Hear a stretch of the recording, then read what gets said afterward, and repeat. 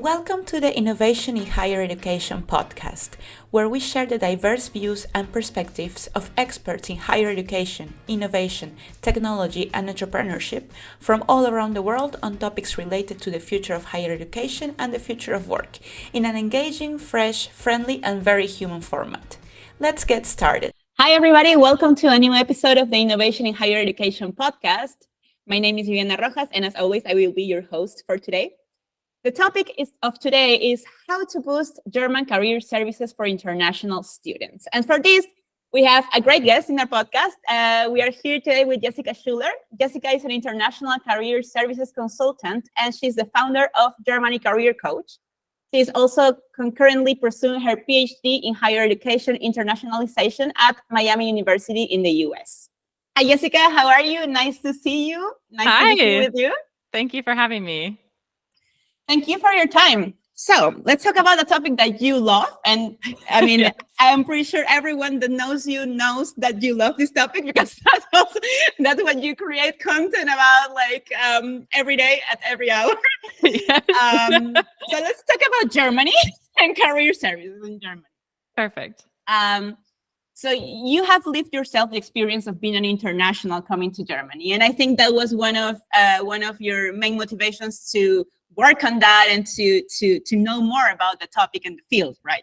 Right. So tell us a bit about you and like your experience as a person from the US coming to Germany and how everything felt, and tell us a bit about your professional story, how everything started. For sure. So I actually came to Germany as an exchange student way back when, so during my high school time, and learned German that way. And I kind of fell in love with the country and its people and the culture during that time of my life. I returned back to the US to get my bachelor's degree, but I knew that I wanted to come back to Germany for work. I had a partner at the time who's now my husband, and it was just going to be part of my career trajectory. I wanted to live and work abroad, and I wanted to do that in Germany. So during my undergraduate experience in the US, I spent all of the time that I could during the summer breaks or whenever coming back to Germany and volunteering and interning and really like preparing myself for my career start in Germany. I then did start my career in Germany, and I was working in an international office after I'd had a few gigs in some other organizations for a bit. And in any case, I was in the international office and was realizing both in my own personal experience that there weren't a lot of resources for people like me who were coming from abroad, who didn't speak German super fluently. Like I was fluent, but you're never perfect, right? And there's always things you don't understand. And there was no one there to kind of guide me, how do I do the, yearly performance review, or why don't they, work with KPIs like you would see in the US, or, how is the kind of day-to-day culture looking like, and how am I navigating that? There weren't a lot of resources around that. And then in general, just getting the job, there weren't a lot of resources for people like me who wanted to maybe apply in German, but wanted to do so using maybe someone who could teach them in English, like what they need to watch out for, right? Or kind of a bilingual mix. So in any case, fast forward, I worked that job for, I think, around 4 years. And towards the end, I was managing and founding really an international career service. So basically a career service for international students. And that is really where my love for the topic just blossomed. And like you said, I mean, it's something I can talk about all day, all night. And then we started Marie together. Truly. Yes. I have a lot to say. Yes. And we have lived together. So I think the only thing we talked about was like Germany. Yes. Yeah. Everyone knows German Jess. No, for me, I mean, it's a real interest, passion, obsession of mine. And yeah. And so we started Marie, and I continued on with the topic during that time. I founded Germany Career Coach, and things have just kind of moved at a rapid speed since then. I now give workshops, and I do coaching. I create online courses. I speak on this topic, and have a lot to say about what this looks like in Germany. A lot is being done for career services for international students in Germany. There's a lot being done at the national level, at state levels, and then also, regionally and at the universities. But there's still a lot to be done as well. So it's just a really exciting area to be in right now. But that's a little bit about me and kind of how I came to this topic. Yes, and now you're doing your PhD as well, related to Germany, or no? So it's related to the internationalization of career services. So basically, how do we create career services in an inclusive way that includes international students? And I'm looking broadly across the globe, not just specifically at Germany. Yeah, but my two master's theses were about the German context. Yes, I thought I thought you were doing your PhD as well, Germany focused. I decided to go a little bit more global with it. Okay, just let go of Germany for a while. Yes, but it's not been so hard. much. I'll be back. Yeah. But yeah. Okay, so getting more into the topic of Germany career services. So could you give, since you're the expert clearly, could you give us a bit more context about what is the general context of the German career services for international students at the moment? Absolutely. So I think it's important to mention that Germany has really risen through the ranks as far as becoming an international student destination. In fact, we've seen, I think it's a 75% increase in international student enrollment over the last decade, which is massive. And there's a lot of good reasons for that, right? So German institutions have a lot to offer as far as high quality education and research opportunities. You can study, classic programs from business and engineering all the way to more specialized things like vegan food management. And then there's also, this internship and co-op culture that is very much ingrained in the education and training space in Germany. And we know that employers who host interns like to hire from their interns. So about 80% of them choose to recruit full-time employees from their interns. And of course, Germany also offers this really great post-study work visa, which allows students to stay and look for work for up to 18 months after they graduate. Yeah. So there's a lot of advantages just from international students or like potential international students across the globe looking at Germany. And Germany has done a really great job at setting up wonderful, hospitable education to employment routes for those students. At the same time, that has happened at a very high speed. And for that reason, there has been a little bit of a lag when it comes to developing career services to suit this population who are now predominantly enrolling in English language master's programs. And so what that means is we have students coming in who maybe already have a bachelor's degree or who do have a bachelor's degree, who've maybe worked for a few years in their home country and who oftentimes don't speak German yet, right?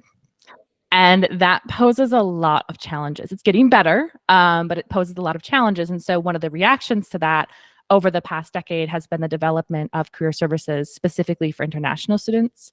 Now, depending on the university, it might mean a seminar series with 3 workshops for 1 hour each that happens one time a year if they have maybe 20 international students, right? We have very, very small universities, and then we have super large universities, and the larger ones might have one full-time employee in the career services department who is just responsible for international students.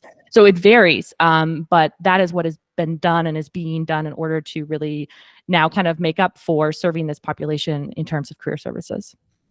Yeah, it's really nice that you mentioned the language thing, because I think this is one of the main things that worry international students when coming to Germany, or it can also come as a surprise for some people. Like, I can put myself as an example because I came here as an international student. I am based in Germany, and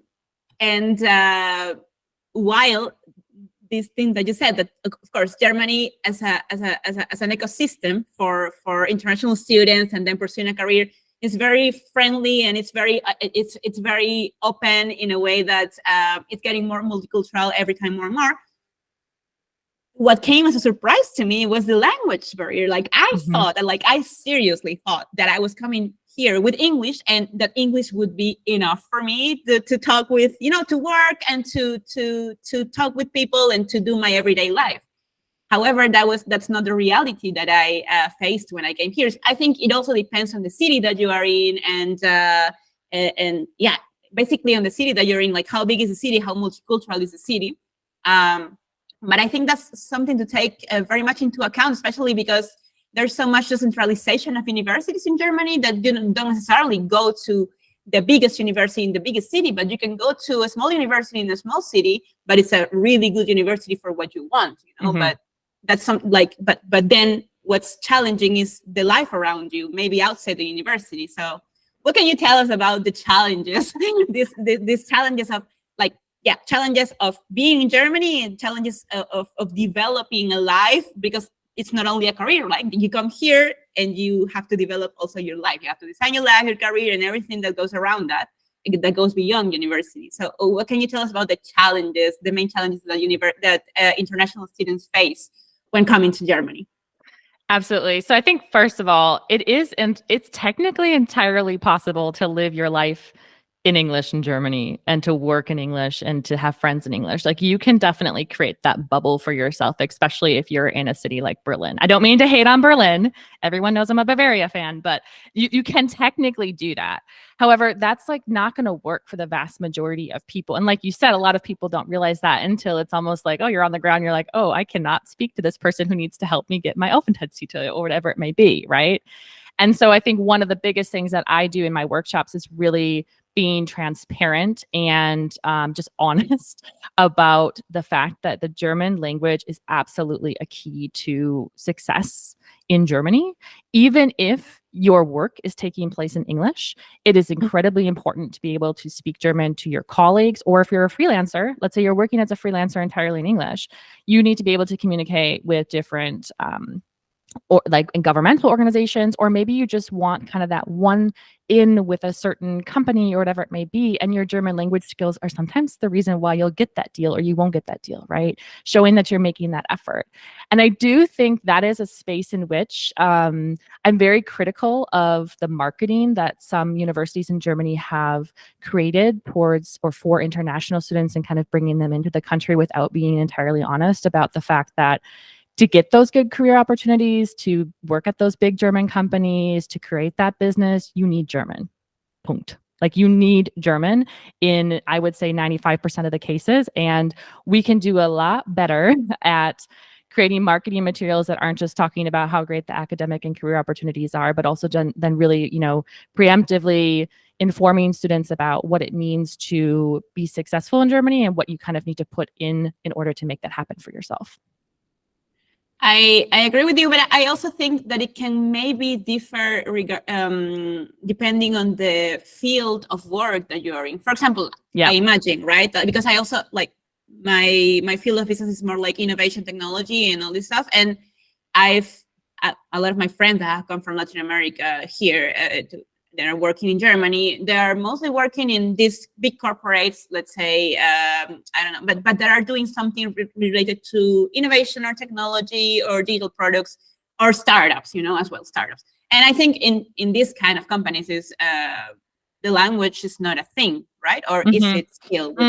It depends. I mean, there's actually not a great amount of data on this. The last I saw was a study that said like 500 German companies have English as their main language, but this is going back to like 2013, which is a decade ago now. So I do like, this is why I'm always a bit hesitant to say like, you absolutely 100% need German. I think German is a value add, but like I said at the beginning, like you technically can find work in English and live your life in English.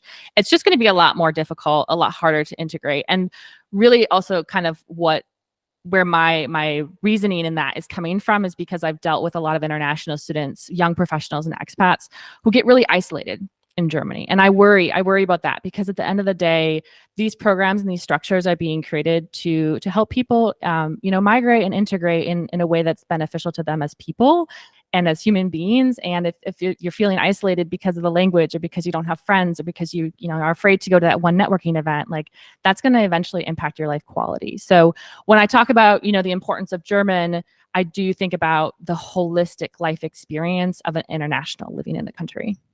Yeah, with that, I fully agree. And I've seen so many cases of people that have come here to Germany, like high skilled professionals, but they don't have the language. And what you just mentioned is exactly what happens, I mean, it didn't happen to me luckily because I kind of formed my family here and now I'm invested.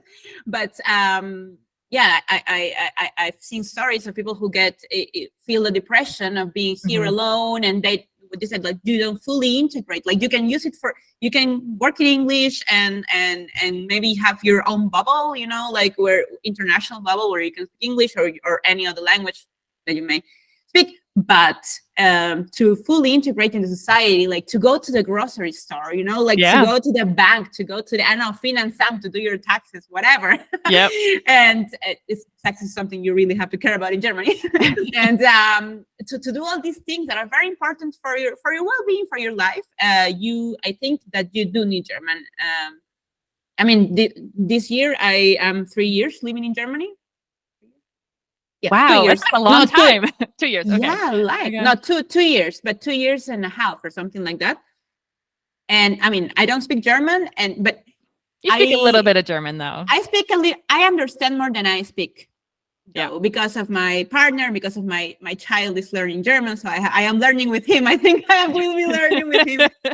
I don't speak German because I haven't taken the time to learn it, and I personally haven't felt that I completely need it because I am lucky enough to have my partner, but this is not the reality of all the migrants that come here, especially of all the internationals. So I do think that if someone asks me, and actually people have asked me since I'm here, like people have asked me, okay, how do I go to Germany or what do I need? The first thing I tell them is like, okay, you at least have to like go into, I don't know, like some Duolingo courses of German or Babel or something, but try to learn at least a bit because otherwise it will be difficult. Yeah. It will be difficult. Honestly, that's like one of the success factors I've seen the most with international students is like if they take the time, regardless of where they're coming from, if they take the time to spend 6 months to 1 year learning German before they come, it's just going to be so much easier for them. I've worked with people who are like, okay, you're telling me to do that, I'm going to do that. And then they literally do it and they have a much easier time finding a job. I think that's a way softer landing when you come here as an international, and that opens you a lot of doors as well, like much more doors than you would have opened without the language. Yeah, I totally agree. Okay, so let's talk about culture. So because language is one thing and then culture is another thing. I mean, I don't know if you have a lot of experience with students from Latin America, but I can talk about my experience with Latin America in Germany. Culture is completely different. And I guess it should be the same or as well different from the culture in the US, for example. So what can you tell us about the cultural challenges of being in Germany? If you're international, what you should be aware of? Yeah, I mean, I think when it comes to kind of general culture, there's a lot that can be said, but I would say when it comes to thinking about, planning your studies and kind of your internships and your work experience, one of the biggest differences that I see is between having a preset skill set and having transferable skills. So I would argue, I mean, maybe this is different in Latin America, but I feel like the Americas are pretty similar with this, that like you can study something and then you can go work a job that's maybe a bit different than what you study. You don't have to, if you study banking, you don't have to work in a bank necessarily, right? Yeah. So in Germany, like that's pretty much been the case for a very long time, that you have like this path dependency. And like, if you study that, then you have to do that thing, or you have a really hard time doing something else. And so I think a lot of times some employers are still stuck in that mentality, and that can be really hard. It can be a hard landing for people who have maybe done a lot of really interesting things back home or in multiple countries, to then sell that experience to an employer as like, hey, here's my patchwork career and here are the transferable skills I bring with. And the employer's like, yeah, but you don't have this one specific degree, right? That's changing. It's definitely changing, and employers are getting more flexible, but I would say that's something that's sometimes a surprise, even with students who are starting just with the internship process. And then I would say a big cultural thing, and maybe this is more of my Americanness that's coming out, is like you don't work for work's sake. Like it's not a virtue, right? You work to have a good life, and you work to, you want to do good work, but you're not just trying to work because it's work, and you're not trying to prove that you're a hard worker by staying longer and never taking your vacation days. Like the typical German, I would say, would probably look down on that and be like, wow, are you going to overwork yourself? Are you going to make them big mistakes? Are you like not taking the time to take care of your health? And I think that's a big cultural shift for a lot of people. Yeah, I think that's the positive side though, because like the life work balance that I see here is like people respect the time. I mean, especially in comparison to some countries in the Americas, for example. I do, but I also then again, I think it also depends on which company you are, and Yes. and on your employer, basically. It's super hard to generalize because I mean we have everything from like startups to multinational corporations, and so the cultures in these companies are going to be as diverse as the people who are working in them. So it's going to look different for every single person. But I would say I think the path dependency is one of the negatives that people don't think about, because if you're used to also climbing a career ladder in your home country, or maybe you've already been a manager and you come to Germany and you expect to be a manager. I don't know if that's going to work out for you, because especially if you don't speak German, you need to know HR, you need to know legal, you need to know, finances in order to be a manager in a lot of different places and companies. And if you don't even have basic German skills, you're probably going to have to more or less move back a couple of steps. And sometimes people aren't prepared for that transition or that change. Yeah, true. And if you had to summarize in a general way, what are the qualities or the requirements or the characteristics that German employers are looking for in international applicants or students that can come like as an intern or full-time employees? What would you say they are, like in a general way? I would say it's less about employers looking for something different in internationals than they would in like a domestic candidate. But I think internationals have to do a better job at proactively answering questions for the employer.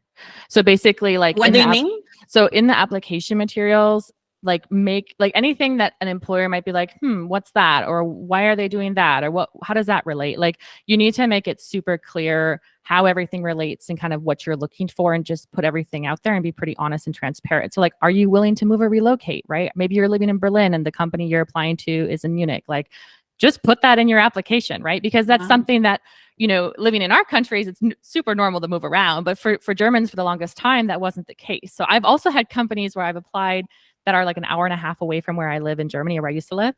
And they're like, so are you going to commute, or are you going to actually like move here? And I thought it was the most ridiculous thing until I, learned that like that's not necessarily normal. Germans don't move a lot, right? Yeah. Or even just, I think sometimes it can be helpful, maybe not in the application necessarily, but in the interview process, like, tell them what your plans are. If you plan to stay in Germany for 5 years, like, they want to know that they have people that they can invest in. Hiring is super expensive, right? And hiring takes a lot of time and a lot of resources. And so oftentimes I think it's less about like the internationalness of the candidate and more so about the employer being hesitant. Like, if I invest in this person, will they stay, or are they going to leave after 6 months? And so applicants should just always, stay honest. And if staying in Germany is your plan for the medium term, mentioning something like that can be really helpful.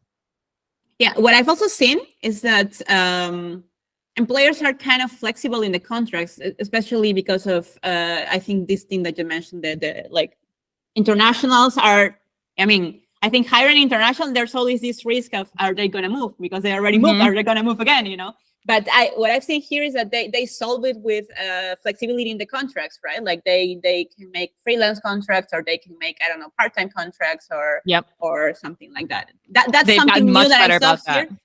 I mean, that's something that I really liked about here. I mean, with the people I've worked with, and that's not very usual where I come from, for example. Like, we don't have that as much flexibility on the contracts and on the working arrangements. Yeah, and I think that has to do with like the labor market shortages. So I've seen some of my clients in the past year have gotten like a contract where it literally stipulates they can spend the first year working remote from their home country and then move to Germany. And that's important for a lot of them. If you have a family, if you're like moving 5 people, there's a lot of logistics around that, right? And you may need that year where you're just working remote. And German companies have gotten a lot better about that. And there's a lot being done in that space to also educate German employers about what it means to hire internationals. For example, it's no longer the case that the typical or average international student only wants to stay for 2 years. We're looking more at 5 to 10 year trajectories that they're interested in. So that's a very different investment, if we're thinking 5 to 10 years than 2 years. And so there is a lot being done in that space to educate and convince employers. And so I think the next couple of years, we're going to see a lot of positives develop with that. Yeah, I agree with that, and I am looking forward. Yeah, same. Okay, let's get into the career services on their own. So, what would you say is the status quo of German career services at the moment? Like, how are they supporting international students in their transition to their career journey and job market? It's a dynamic space. Okay. I feel like every week I'm seeing a new job ad for a career services position focused on international students. So there's a lot of movement in this space right now.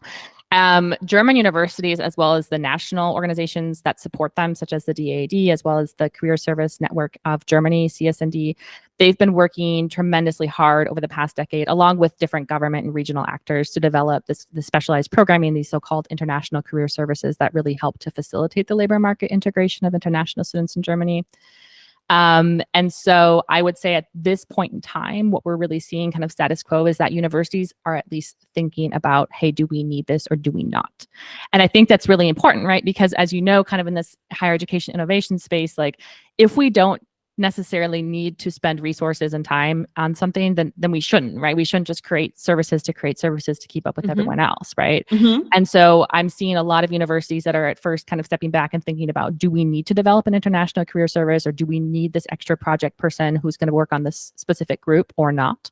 And at the same time, there's been a lot of stabilization over the last 5 years where a lot of the people who are doing this work are starting to get permanent contracts. So lots in flux, very dynamic. When I was doing my research on international career services, I felt like my list of how many there were was constantly changing, because some would close and some would open and some would be put on pause because funding wasn't clear. So there's just a lot of movement, but in general, besides like the 2 steps forward, 1 step back, we're still moving in the right direction. Okay, and what would you say are like from the perspective of an international student coming here, what would you say are like the best practices to take advantage of all the resources that are offered in the university? Yeah, I would definitely always recommend international students, or basically incoming international students. So my big thing is like, let's get the students before they're even here. Like, let's educate them, let's get them connected to resources. So if you're thinking about studying in Germany, look at the university's career services, see if they have a specialized person who's just working with international students, reach out to them, get on their newsletter, take part in all of the events, do all the things with the career services and with international offices, because some of the career services for international students are anchored in the international office, and just take advantage of all those opportunities. Sometimes that might get a little bit redundant, right? You might have a workshop that's very similar to another one. That doesn't matter, because what you really need is this kind of cultural foundation that will support your application and interview process. And what about the networking design here? So I think that's an area where we could do a lot better in Germany. Okay, yeah, because I was thinking, while you were answering, yeah, but the from my perspective, right? I mean, I've worked in not in universities, but in like in HR departments in talent attraction, like, and the main thing that we struggle with is the contact making, like with universities, and we want to get the best students. And do you think that there are relationships built between universities and well, industry companies or organizations that are going to employ their graduates at the end, and that they facilitate this networking, that they facilitate these bridges of communication between one and the other? Or have you seen that, or do you think that would be an improvement opportunity? Let's say. I think that's an improvement opportunity. Okay. So there are career services, and there's also the career services for international students who are doing like employer visits or company visits or fairs or that type of thing. But it's not like, for example, in the US, where you have teams that are split between student-facing roles. So those are like the career coaches, the career counselors, and then company-facing roles. So that's where you have like an employer relations team. And there is a lot of space for improvement for that in Germany. And it's absolutely necessary, because we can talk to students all day and all night about how to network in Germany, whether they're domestic students or internationals. But if the companies are not on board and not open and not kind of like student facing, right, and picking up where the students are putting down, we're not going to see as much of a connection as we otherwise could. So I think that's an area where investing in employer relations, just as much as we invest in career coaches and career counselors, is going to be really key, both for domestic students as well as for international students. But funding is an issue, right? I mean, career services in Germany are historically underfunded. They've been around since about, late 1990s, early 2000s for the most part. And that came a lot later than in the US, right? So there's a different kind of culture around career services and supporting them, and also in the general public, but also in the professoriate. There's sometimes, seen as the stepchild of the university because they are connecting higher education and the world of work in a place where a lot of people don't like to see that connection made, right? Because we have different systems that do that otherwise, not just the university system. And so there hasn't been a lot of support, and that has resulted in really, career services not being funded as much as they could be. So I think there shouldn't be blame put on the career services employees. Like they're working their butts off. They're doing the best that they can, and they're serving huge populations. We know that on average, a university that serves between 20 and 40,000 students in Germany has roughly 2 employees working in the career service. That's going to look very, very different at a U.S. institution, right? And I do think those comparisons are important because we're all serving students who are looking for that degree to help them in their career and in their vocational path, and we need to think about, what is government doing, what are the states doing, or the Länder, and then what are institutions doing to prioritize career services before we look at just the employees themselves. Since we're talking about like the potential in the future and all these improvement opportunities, let's dive into here. So, building on what you already said, like taking into account the characteristics that you already mentioned, how would you envision like an improvement pathway, let's say this, for the outreach and the accessibility and quality and relevance of international career services? Absolutely. So I think it's first important to acknowledge and recognize that serving international students and their career development needs is niche within career services in Germany because the vast majority of the population are not international students, right? Yeah. And that's important to keep in mind, despite my, I have to interject on that. Yes, the majority of the population is not international, of course, but now Germany has a huge policy on international talent attraction. So, so what's the real deal? Of course, the majority of the population is not international, but people are not, like, companies are not getting the talents they need here. So even so, like now the country as a system is looking outside, to attract these high skilled people. So yeah, taking this new policy into account and the status quo of the German career services in how are they working at the moment? Like, what would you say is like the pathway of making these both things work together towards this objective that at the end is talent? Yeah, and I think it's really good that you mentioned the DAD's position paper, and that we need international talent in Germany, right? And we need to do it in a sustainable, like we need to bring international talent in a sustainable way. And the education to employment migration system is one of the ways to do that. But because of what I just mentioned about kind of funding and staffing and support, I would say one kind of innovative space that I'm doing a lot of work on right now with a variety of German universities is what I refer to in my research as career service mainstreaming, which is a play on the internationalization mainstreaming concept. So basically, we know like international student career development is niche, right? But we know that international students need specialized information and assistance, and this population is growing in Germany. So my question then became, how can we kind of mainstream and merge the specialized international career services programming with that programming that's offered to domestic students? Because I don't want career services to look at this always as like an extra add-on. I want to see them as something that's like just an integral component of the work that they do, right? That's the inclusivity part, right? They're not like this extra group on the side, but rather we're integrating them with other students. So for example, in Germany, there's a lot of like first in family or first generation students, or domestic students who maybe their parents went to school, but they have a migration background, and that poses different challenges for them or raises different questions. And so those populations actually have a lot of the same needs and questions as international students do coming in. Yes. And so I've been working with universities to create workshops and trainings that really merge the needs of both of these groups so that they can learn with and from each other, which also has a cultural integration component into it, not just applications in Germany. And this, it may mean that the international students have to reach maybe later A2 or B1 level to participate if we're doing this in German. And the domestic students then also have to be okay listening to what is called, easy or slow German.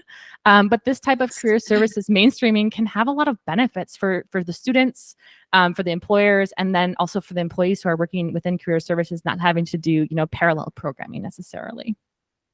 I totally agree with that. When you say cultural integration, so what are the aspects that you're covering here in the cultural? I think this is key because I really think that for an international student coming to Germany, a big thing is the culture. Definitely.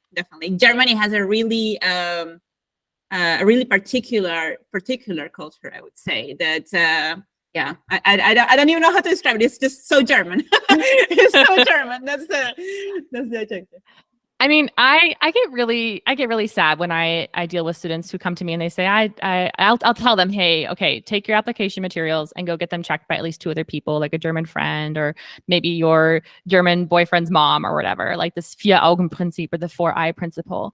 And sometimes they look at me with big eyes and they'll say, I don't have any German friends. And that makes me super sad, right? And so in the work that I do, I'm not just looking at how to find them jobs in Germany or how to teach them how to apply in Germany, because I want them to feel part of German society before they feel part of the German economy, right? And so with these workshops where we bring together international students and German students, I just want the students to talk to each other. I want them to, have that experience of like, hey, we're all kind of in the same boat. And sometimes I felt when I was teaching workshops just to international students or just to German students, there was this, kind of pushback of like, oh, well, the German students don't have to deal with this or the international students don't have to deal with this. And it's like, no, like we're actually all dealing with a lot of the same issues and a lot of the same dynamics because we're applying for jobs in the same system. And so I think a lot can be done within even, just career services workshops that really facilitates bringing people together. And at the end of the day, international education for me is a lot about developing understanding around our shared humanity and bringing people together. And I think career services can also contribute to that with kind of career services mainstreaming and the different, workshops that I talked about.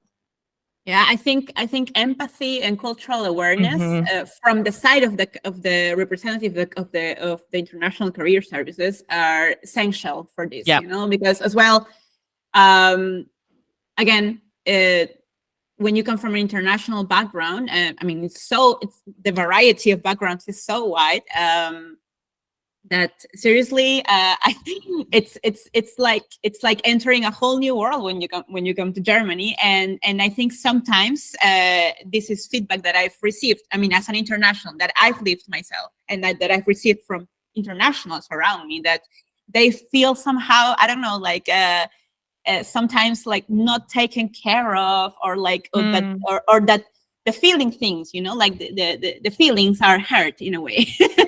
So I think the empathy side and the cultural awareness from the people who are offering this service and from people who are facilitating this pathway is essential.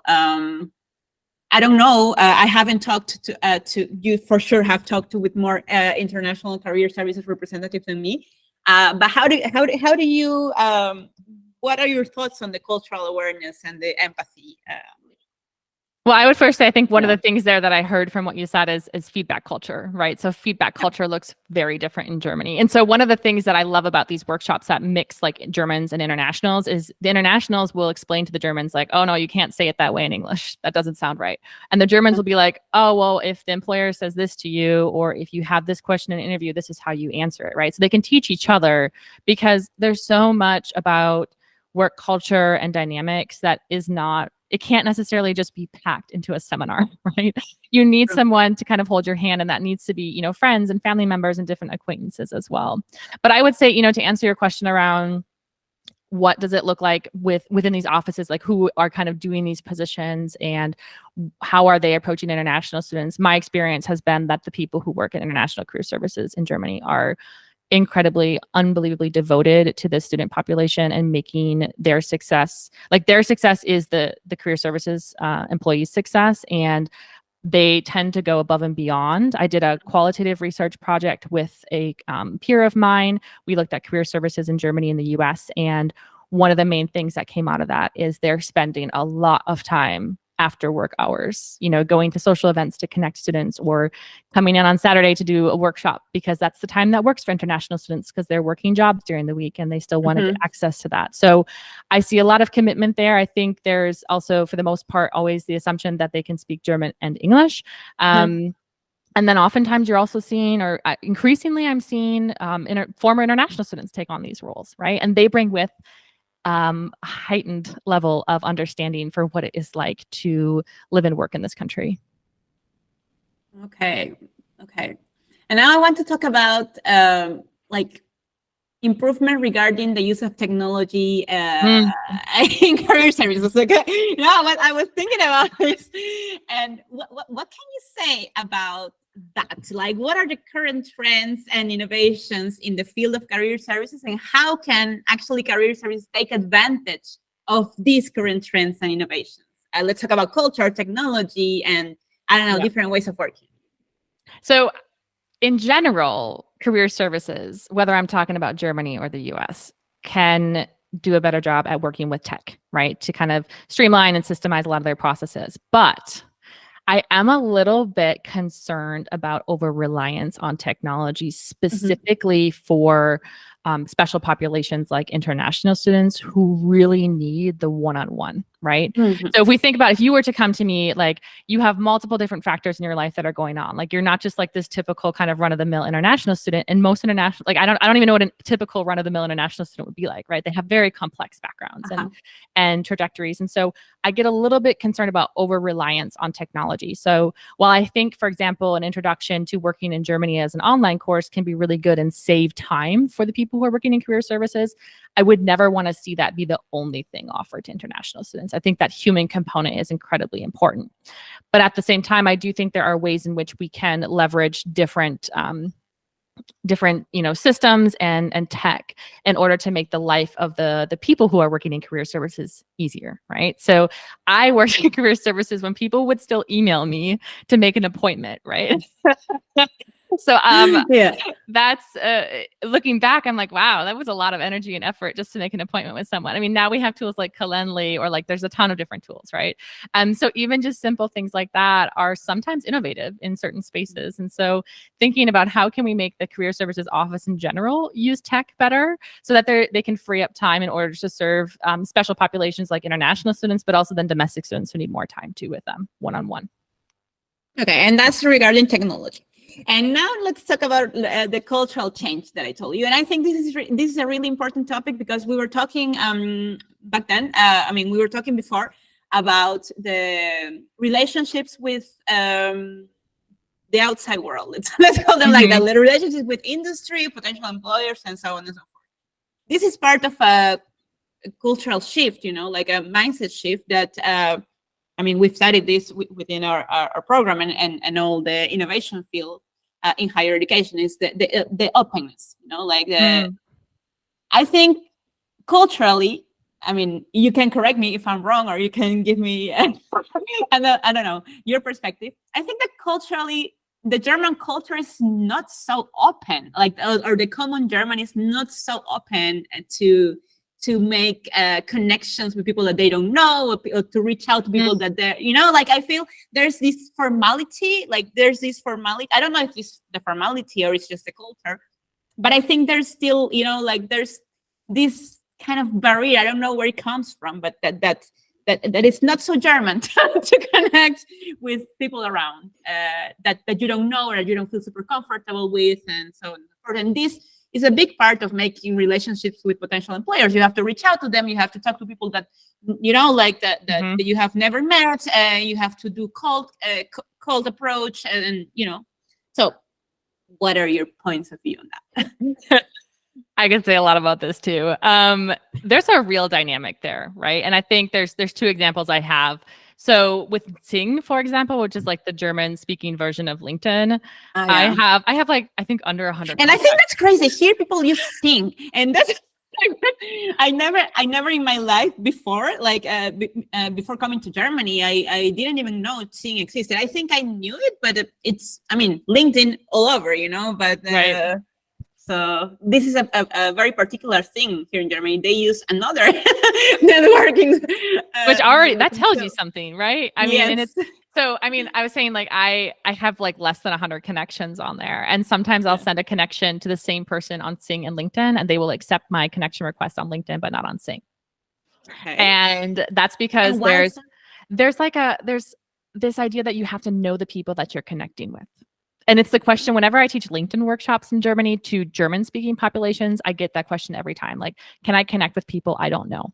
And I think that alone tells you a lot about how different the networking culture is like in the Americas compared to Germany. And I am Yeah. going to like think about like all like both of our continents there. Like it's way different. You just walk up to people, you talk, like it's you and I can walk into a networking event and just like spread out and talk to everyone, and it's not a big deal. And my experience in networking events in Germany was much more closed and kind of someone would take you to meet other people and do introductions. So there's a real dynamic there. And then of course you have like the everyday social aspect of like not networking, but like just interacting. I remember when I moved back to the US a year and a half ago, smiling people, like people would smile at me on the street. And I was like, whoa, is this person like interested in me? Like, what is this? I had to like readjust to the fact that people will like say Yes. hi and ask you how you are. Yeah. And in Germany, they'll oftentimes, I mean, it depends on where you're at, right? And who the person is, but a lot of times they'll just walk on by. And so for internationals, we can't change that, right? Like this is like nothing that we can control. It's something we can talk about at the weekly Stammtisch and joke about our experiences. But at the end of the day, what we can control is how we are educating ourselves around our own kind of cultural standpoint. And so one of the things I normally recommend people do is take an intercultural training. I don't personally offer those.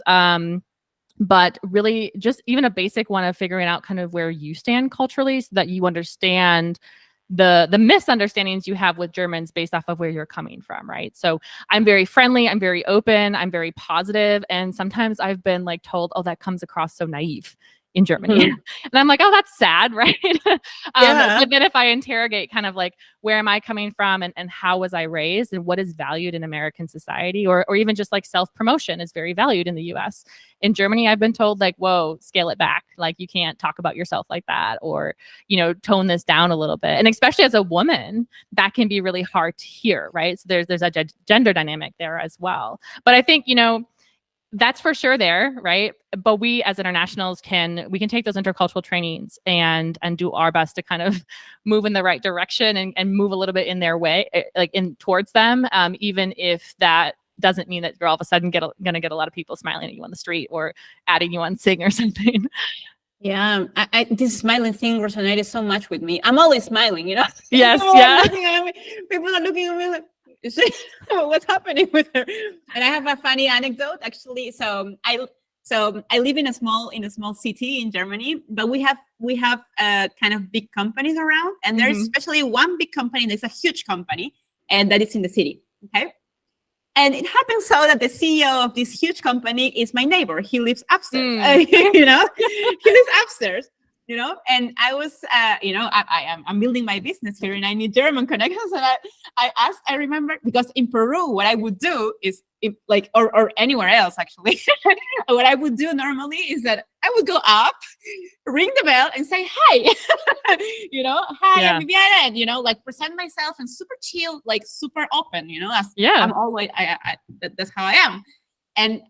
But I remember, like, I know I'm in Germany. So I asked my boyfriend, who is a German, and I asked him, what do you think about this idea of me of connecting with this guy like this? And he's like, don't do that. That's super cringe. Like, you know, like I can totally picture this conversation going down. I think that's something that internationals should know about. Like, you cannot, like, there are some things that are a no-go here because I mean, once you know the person, it's okay, but you can come out as kind of cringe, you know, like, yeah, like I don't have in another word, you know, like, yeah, it's kind of pushy, yeah, even though it's not meant that way.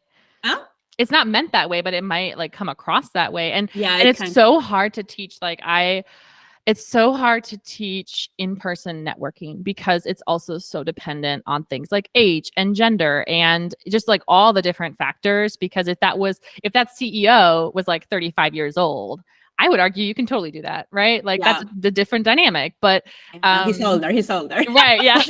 Yeah. So then you have to, it's just different, and it's really hard. And that's why the only way to really teach networking is to do it in action. So I remember like in my undergraduate program, they would have mock networking events for us. Like they would literally set up a room as if it was like a fancy networking event. They'd have wine and cheese. And then they would have people going around like basically fake networking with us and showing us how to handshake. Also like, don't drink the red wine, drink the white wine because it's not going to stain your teeth, or like only ever have one thing in your hand. And I think that we're not quite there yet with that type of training in Germany, but we may need to eventually get to that point. And that's something where I think career service mainstreaming could do a really great job, because domestic students sometimes need that too, right? It's not just the internationals who are like, how do I show up as a professional at this event, right? That's something that all young professionals struggle with at the beginning.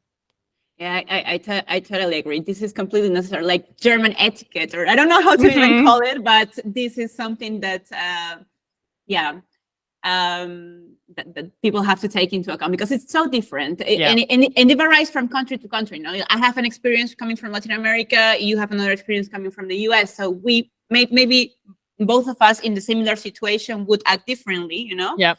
But anyhow, like, I guess, while I don't think that, I don't believe in a closed culture. I believe in openness. I believe in being yourself. I believe in and like don't letting the world putting you down. Like I believe in that. While I believe in that, I do think that it's important for integration to at the first, like especially in the beginning, to try to adjust a bit, to absorb a bit, and then you can start making the difference once you are already comfortable, and once you're already aware of the cultural etiquette and everything. Like then you can choose what to, if you are informed about the cultural etiquette, if you know it, then you can choose what to take and what to not take. But it's awful to just not be aware of it, I think that's such an important point that you make. It's a fine line between like assimilating to a certain extent and then not losing yourself. And as an international in a foreign country, regardless of where you're at, like that's something that you deal with on the daily. And it's something, I speak fluent German, and I've been working in or with Germany literally for my entire career. And I still get like incredibly nervous getting up in front of a crowd of Germans and giving a speech or something, or a talk, because I'm like, how do I use humor so that it comes across right? Or, can I make this comment or not? Or am I smiling too much? Because like I told you, I've been told that I don't look serious because I smile too much. It's so crazy. Like, I like to smile, like what should I do? Right. And that's one thing that I'm like, okay, I don't care. Like that is totally like you. Like I'm also always smiling. It doesn't mean I'm not serious. It doesn't mean I'm naive. It just means I like to smile. Right. And I'm just leading that into my image and who I am. I'm not going to like assimilate in that way. But there's been other aspects of like how I show up professionally that I have basically kind of assimilated to the German culture with. Right. Yeah. So if we had to, let's make something fun. If we had to like jot down or write down like some must do for international students when coming to Germany, it would be like language, culture. What else? So let's give like 5 things that are a must in Germany. Like I think language, culture, as far as like the first thing I want internationals to do is like go make some friends, go have some fun, like go join a Verein or a club, or take a class at the VHS in something that you've always wanted to do. It doesn't have to be career related to help your career, right? Yeah. Totally. Practical experience, that could mean volunteering. I know lots of students who started just like, hey, I can show up and like move boxes around, and then they become the intern, and then they become the full-time employee. So like volunteering, I think, can be really great. You're doing service to German society. You're getting integrated in a different way, shape, and form that way. And you're improving your German language skills, boosting your career, that type of thing. So practical experience, start with kind of the low-hanging fruit, like volunteering. And what else? Language, culture, practical experience, having some fun, doing some social things. And I think just really enjoying the day-to-day in Germany, right? Like it can be really easy to take things as seriously as sometimes the Germans do. And that was really hard for me too, because I also became like a lot more serious. And I'm just like, like I'm not a very like uptight, serious person. And I felt like I kind of turned into that a little bit when I was there. And so my advice would just be like, like, hey, like, let's take it easy. Let's go with the flow. Like, even if the people around you are freaking out because the Deutsche Bahn is late again, like, you don't have to be that person. Yeah. Even though complaint bonding is a real thing in Germany. Yeah. And enjoy the process and the journey, right? It's not about getting somewhere. I'm still at the point where I'm like, I'm just enjoying day by day my life and work in and with Germany. And I don't really know where this train is going, and that's okay. And it's also okay if it's delayed at sometimes, right? So Yeah, to loosen up a bit, right? Like to chill exactly. out. Yeah. Yeah. And don't take it too seriously, and don't take it too personal. Like what I would say as well is don't take it too personal. That's it's That's a good cultural. point. Something that really helped me, like, I mean, we've been around in various countries, but I broke my limb.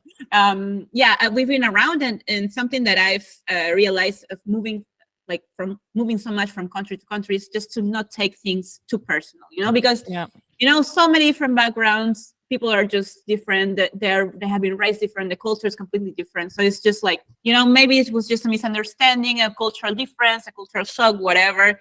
It's not with me. It's just, it happens. It's a great piece of advice, because not only don't you don't know their cultural background and all of that, but like, you just don't know where that person's at that day too, right? They could have just had like the worst day of their life and they're super crabby towards you. That doesn't mean that it's like a German thing to be super crabby. It just means that person's going through a hard time in their life, right? So treating every person as an individual and still learning a little bit about the culture as you move through the country and through your career there. So these are the things that international should take into account, that they should focus on, and what they should never do. Like, what are the no-goes for international? This is very important. The no-goes in relation to work or just life in relation to work and in relation to life, because I think you cannot separate both. At the end, if you want to like feel comfortable and make a career in Germany, you have to be comfortable with your life and you have to be comfortable with your work. So it's both. So in both. So let's start with work. So with work, I would just say transparency. Like, be incredibly honest and transparent. If you don't know how to use Excel, don't put that on your application, right? The German employer is going to respect you for being like, hey, I don't know how to do this, or I don't have this degree yet, or I don't have this training. They're going to respect that way more than if you fib about what your skills and competencies are. And so I would say, like, unfortunately, I've seen that pop up over and over again. Not just with internationals, though, with domestics. And I think also because there's kind of this pressure to, like, for young people to be everything all of a sudden, right? There's this, chicken and egg issue of like, you have to have experience to get the internship, but you're never going to have, it's just ridiculous. We are looking for an intern with 10 years of experience. Right. Yes. Yeah. There's some really great like memes about this on LinkedIn too. Yes. So I think honesty and transparency, and that goes with also like language. If you're not quite there yet with German, then just be honest about that. So like, my academic German is not so hot. I'm not very good at writing in German. It's just like, academically, it's just not something I'm great at. So like, I'm not going to apply for a job where that's the main skill that I need to use. And so just, first honesty and transparency with yourself, and then in the way that you present yourselves at work, like that just goes a long way, right? Also like day to day on the job too. Like, if you have a question, just ask it. Or if you have a problem, or if you created an issue, right? If you made a mistake and it's a problem, like, proactively go to your boss and be like, whoa, I made this mistake. Don't let them figure it out later on their own. And then I would say in life, I think just being really thorough. So what I mean thorough? Yeah. So you mentioned taxes, for example, or just like life organization. Read all of your contracts, read everything. Oh yes. Every letter. Like, if you don't understand it, like, get someone to translate it for you. If they don't understand it, get it officially translated. Like, don't play games with official anything in Germany. Like, there are rules and there are regulations and they are followed. And there's something very beautiful about that too, because when you need something or when something needs to work for you, it normally does, right? But that means that you also need to kind of put in that effort into the system as well. So just being really, I think honesty, transparency, and being thorough can get you a long way in the country. I agree. And I was thinking that this thoroughness and this transparency, and I mean, it's like, you have to be literal in Germany, I think. Yeah. Mm-hmm. And I think this has to do a lot with the language, and you can see it with the language. The language in like German is literal. I have a lot of fun with my boyfriend, like translating things into German. Like he tells me the translation, like what does it mean? For example, I don't know, cannot remember something like, okay, for example, Krankenwagen, like it's the car for the ill person, like it's some things like that are very literal. I think language really impacts the culture. Oh, yeah. And this is the case in Germany, like this is definitely, Germany is a great example of how language impacts the culture. Language, like German language is super literal. Therefore, culture, like Germans are super literal as well. And they want things crystal clear.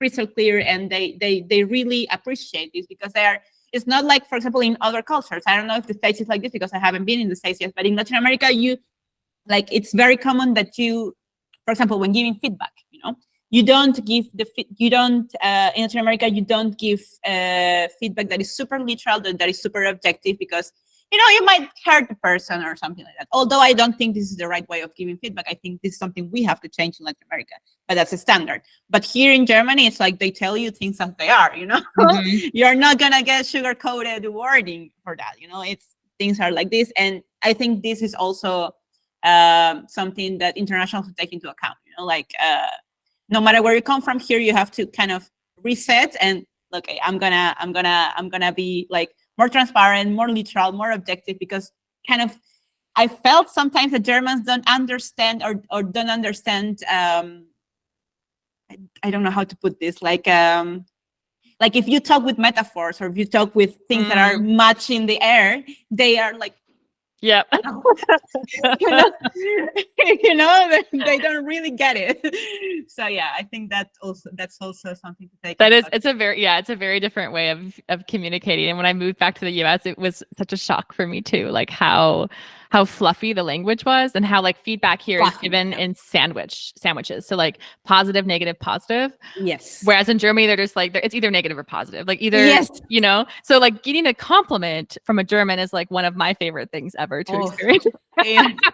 Because I'm like, wow, I did something really great. Because they also don't throw compliments around like people in the US sometimes do, right? So feedback culture is a big one to get used to culturally. And I think honestly, that just takes a lot of time of like getting that feedback over and over again. Don't be shocked though, once you have your first performance review, or maybe just have that kind of ad hoc meeting and your boss is like, what were you doing?